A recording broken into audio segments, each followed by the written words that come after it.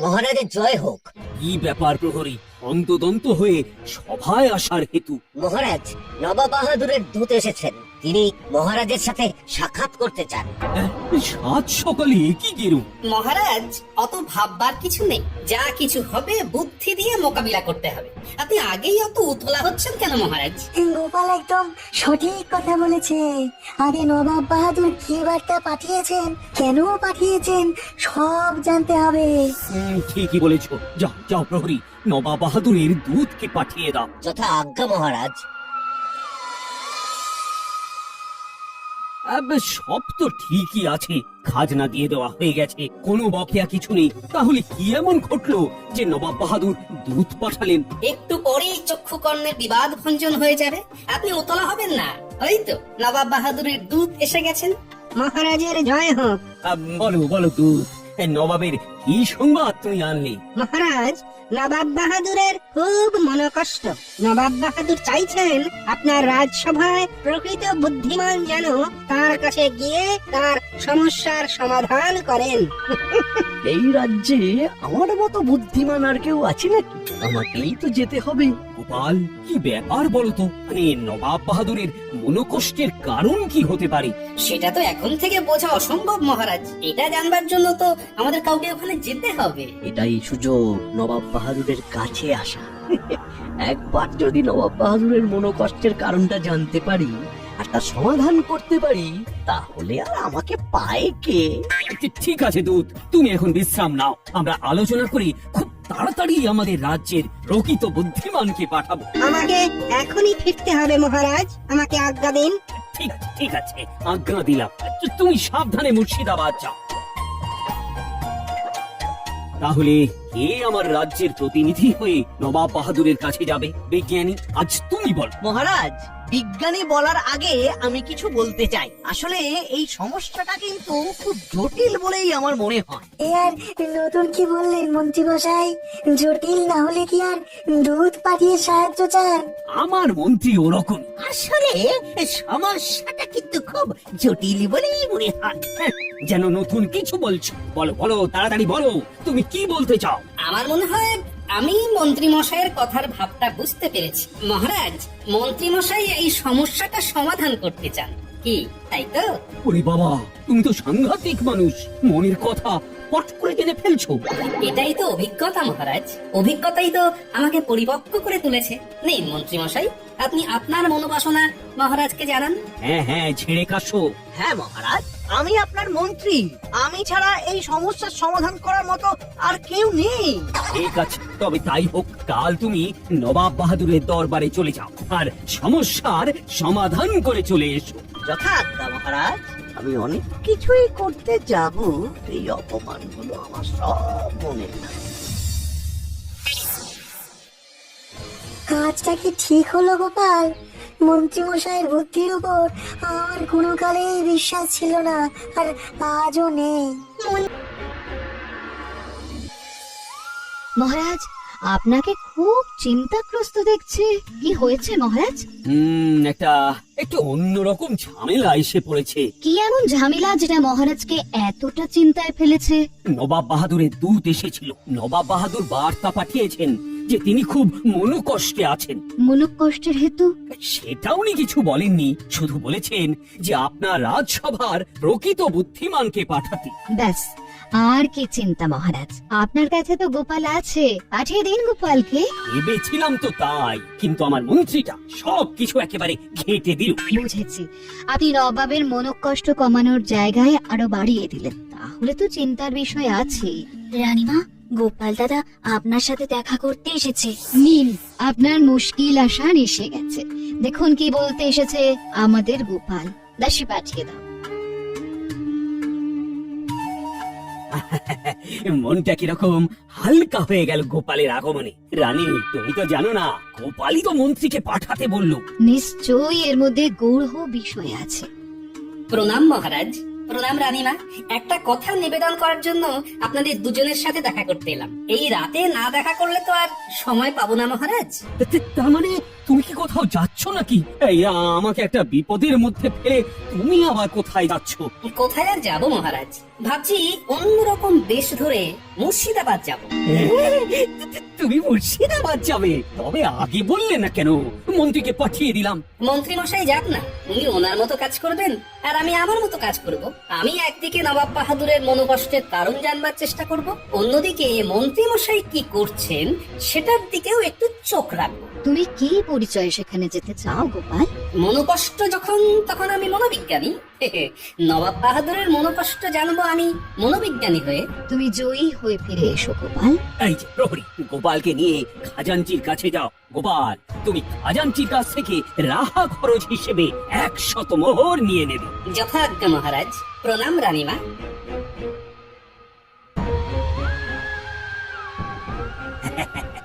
এখন আমার অনেকটাই হালকা লাগছে রানী। হালকা লাগাই স্বাভাবিক মহারাজ, গোপালের উপস্থিতি এমনই।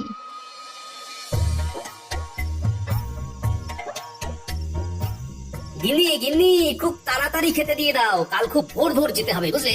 কোন চলে যাবে শুনি? মুর্শিদাবাদ নবাব বাহাদুরের মনোকষ্ট জানতে। ও ভারী এলেন মনোকষ্টের বিশেষজ্ঞ।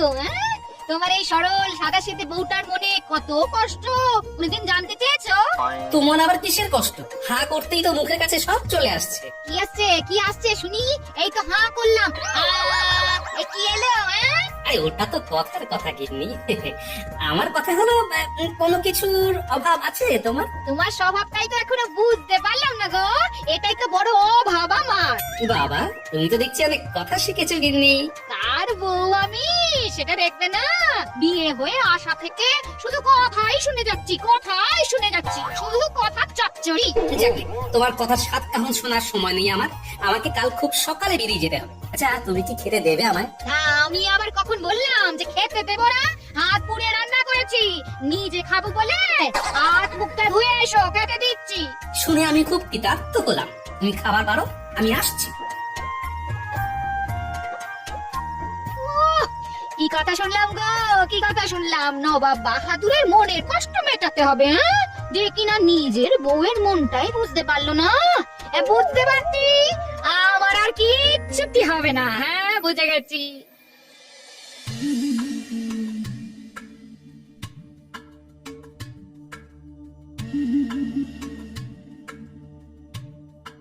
জাহাপনা, দেখুন দেখুন, ভালো করে দেখুন, আপনার বয়স কি দ্রুত বাড়ছে।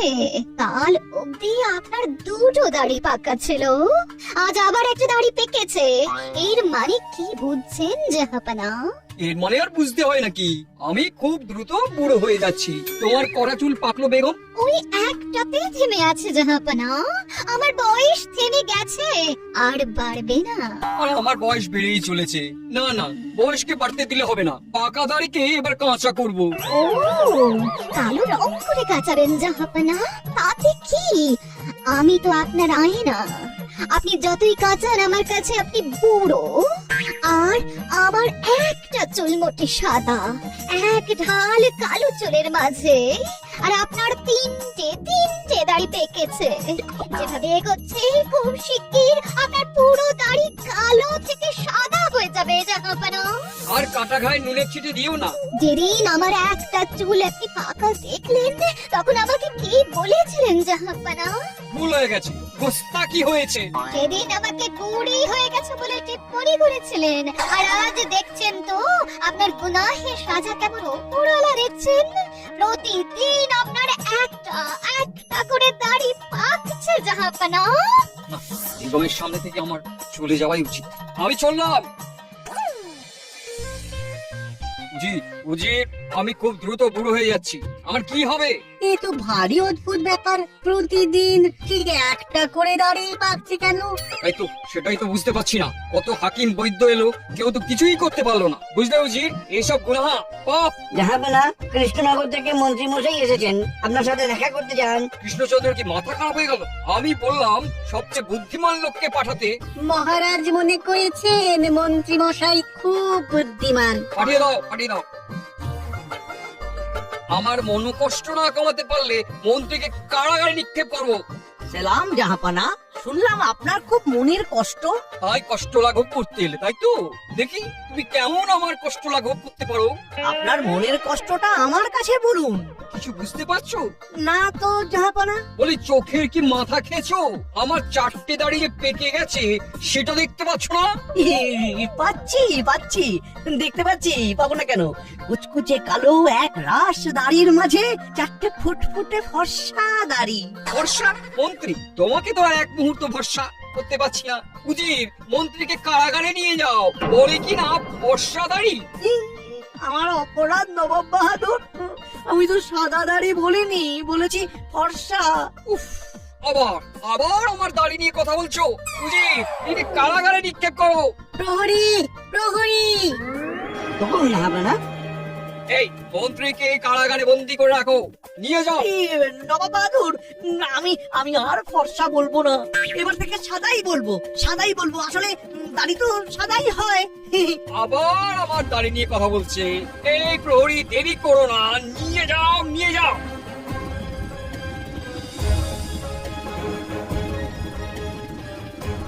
দূত, এক্ষুনি কৃষ্ণনগরে যাও। কৃষ্ণচন্দ্রকে বলো মন্ত্রী নবাব বাহাদুরের মনোকষ্ট আরো বাড়িয়ে দিয়েছে। তাই নবাব আরো রেগে গেছেন, এর ফলে অনেক কিছু করতে পারে। আজ 4টে হলো, কাল আবার একটা হবে, পরশু আবার একটা। উফ, এইভাবে আমার সব কাঁচা দাড়িগুলো সাদা হয়ে যাবে, আমি বুড়ো হয়ে যাব। তারপর একদিন উপরওয়ালা আমাকে উপরে টেনে নেবেন। হায় হায় হায় হায় হায় হায়, কেউ নেই যে আমার এই মনোকষ্টকে লাঘব করতে পারবে।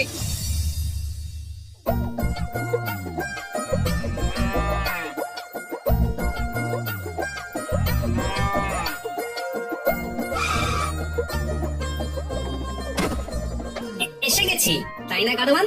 হ্যাঁ গোপাল দাদা।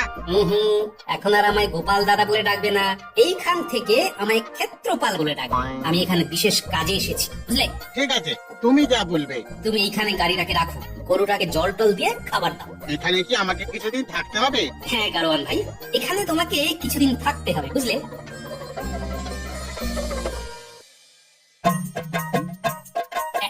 এই না, 10টা মোহর নাও, ভালো করে খাওয়া দাওয়া করে বিশ্রাম নাও।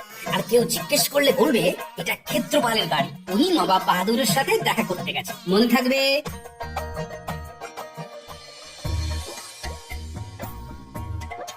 গোপাল এতক্ষণে পৌঁছে গেছে। এটাই স্বস্তির খবর যে গোপাল মুর্শিদাবাদে পৌঁছে গেছে। মন্ত্রী মশাইও ওই একই বিষয় নিয়ে নবাবের দরবারে গেছেন, এতে কোনো জটিলতা হবে না তো? না, গোপাল তো আর গোপাল হয়ে যাচ্ছে না, গোপাল যাচ্ছে ভিন্ন নামে, ভিন্ন পরিচয়। সালাম জাহাবনা, কৃষ্ণনগর থেকে ক্ষেত্রপাল নামে এক ব্যক্তি আপনার সাথে দেখা করতে এসেছে। কৃষ্ণনগর থেকে কি কারণে উনি জাহাপানার সঙ্গে দেখা করতে চান? উনি জাহাপানার খবর শুনে জাহাপানার সাথে দেখা করতে এসেছে। আমার খবর শুনে পাঠিয়ে দাও। জয় হুকুম জাহাপনা।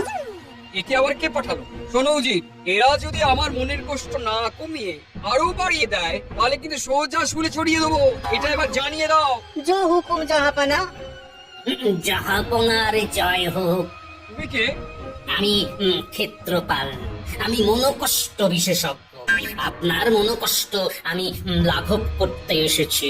আমার মনোকষ্ট যদি কমাতে না পারো, তাহলে তোমাকে কিন্তু কারাগারে পাঠিয়ে দেবো। তোমার রাজ্যের মন্ত্রীকে পাঠিয়ে দিয়েছি।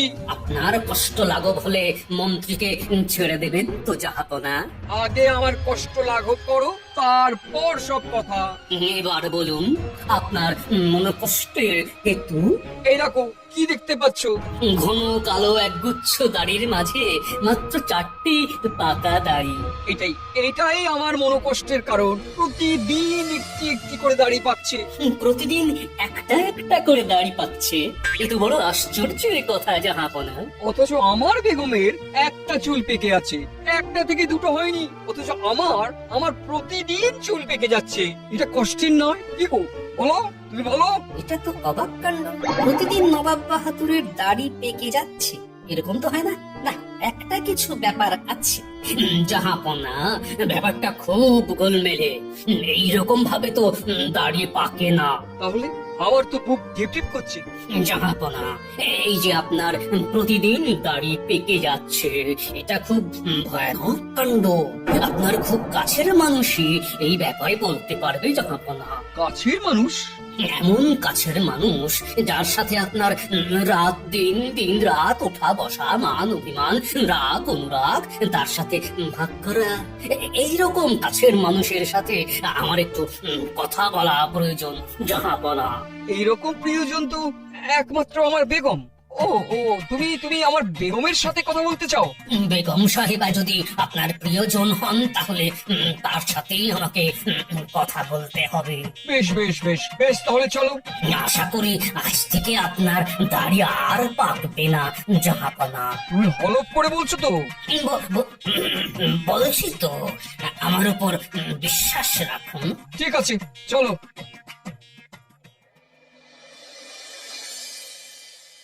কি ব্যাপার প্রহরী? নবাবের দূত আপনার সাথে দেখা করতে চাইছেন। আবার কি হলো? যাকে ডেকে আনো। মহারাজের জয় হোক। বলো বলো দূত, কি খবর? নবাব বাহাদুর এখন কেমন আছেন? জাহাপানার মন আপনার মন্ত্রীর কথা শুনে আরো খারাপ হয়ে গেছে মহারাজ। নবাব বাহাদুর খুব রেগে গেছেন। এটা বলবার জন্যই আমি এসেছি। আমার বলা হয়ে গেছে, এবার আমি চলে যাব। আমার মন্ত্রী আবার কি বিপত্তি ঘটালো? দেখলে দেখলে মন্ত্রী আমার কোনো জায়গায় গিয়ে একটু ঠিক কাজ করে আসতে পারে না। এখন গোপালই ভরসা।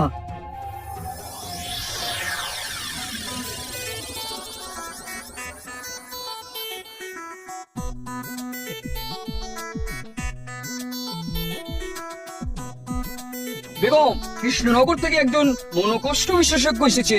আমার পাকা দাড়ি আর তোমার পাকা চুল নিয়ে আলোচনা করতে এসেছে।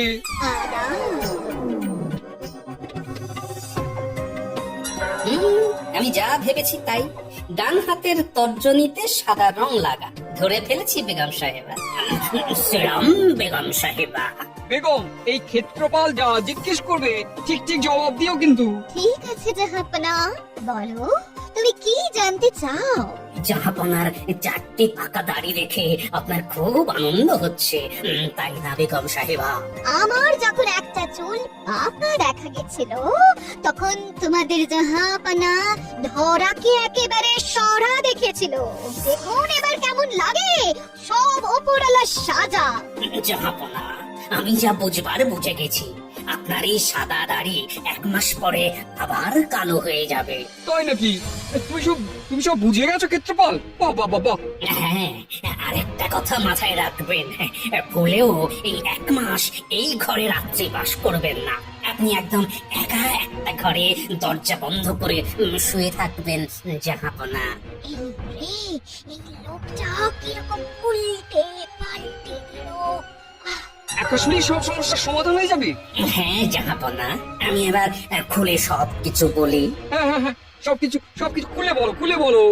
বেগম সাহেবা, আপনার ডান হাতের তর্জনীতে সাদা রংটা কিসের? সাদা রং? লুকোবেন না, একদম লুকোবেন না। কেন? আমার আঙুলে কি আছে? ওই আঙুলে যে সাদা রংটা আছে ওটাই তো রোজ রাতে নবাব বাহাদুর ঘুমিয়ে পড়লে দাড়িতে লাগিয়ে দেন। কেউ কেউ পাকা চুল ঢাকতে কালো কলপ করে, আর আপনি জাহাপনার কালো দাড়িতে সাদা রং লাগিয়ে দাড়ি পাকিয়ে দেন। ঠিক কিনা? বেগম, এইসব তোমার কাজ? হায় হায় হায় হায়, তুমি আমার বেগম হয়ে আমাকে বুড়ো সাজিয়ে মজা দেখছো। ক্ষেত্রপাল তুমি ধন্য ধন্য তোমার চোখ। নবাব বাহাদুর, এইবার আমাদের মন্ত্রী মশাইকে মুক্তি দিন। তুমি কে? তোমার গলার স্বরটা চেনা চেনা লাগছে। আমি গোপাল নবাব বাহাদুর। আহা আহা, আমি তাই ভাবি গোপাল থাকতে কৃষ্ণচন্দ্র মন্ত্রীকে পাঠাবে কেন? গোপালের বুদ্ধি আর তাতেই সবার সিদ্ধি। বেগম, এই আনন্দের দিনে তোমাকে আর কিচ্ছু বললাম না। নবাব বাহাদুর, চুল দাড়ি পাকে কেন? অভিজ্ঞতায়। যত বেশি অভিজ্ঞ হবেন তত বেশি পাকবেন। পুরো গাছ পাতা মিষ্টি আমের মতো জাহাপনা। যে সমস্ত রাজ্যে ঘোষণা করে দাও, নবাব বাহাদুরের আর কোনো মনোকষ্ট নেই। উৎসবের আয়োজন করো, কৃষ্ণচন্দ্রকে খবর দাও। গোপাল সব কিছু আজ তোমার জন্য ঘটেছে। তোমাকে তোমাকে উপহারে ভরিয়ে দেবো। নবাব বাহাদুর, আমাদের মন্ত্রী মশাইকে মুক্ত করে দিন, শুধু এইটুকুই আমার চাওয়া। গোপাল, তুমি ধন্য, তুমি ধন্য।